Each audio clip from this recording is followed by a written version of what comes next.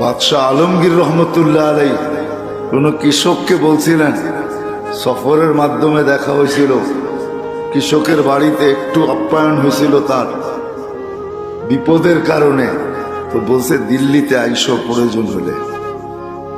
তো আইসা দেখে জিজ্ঞাসা করছে বাদশাহ আলমগীর কোথায়? কয় জামে মসজিদের ভিতরে। তো যায় দেখে সেজদায় পড়ে আল্লাহর কাছে কাঁদতেছে আর চাইতেছে। দূরের থেকে তো শোনা যাইতেছিল না, একটু কাছে যখন গেছে পায়ের কাছে তখন শুনতেছিল, কাঁদতেছে আর চাইতেছে। একটা মানুষ আসছে আবার চলে যায়, বাদশাহ সেজদের থেকে উঠে ডাকছে, আয় কেন আসছিলে? কয় সমস্যার সমাধান হয়ে গেছে। কয় শুনলামই তো না, সমাধান হইল কোত্থেকা? কয় যখন দেখলাম আপনার মতো বাদশাহী আরেকজনের কাছে চোখের পানি জড়ায়া চাইতেছেন, তো আপনার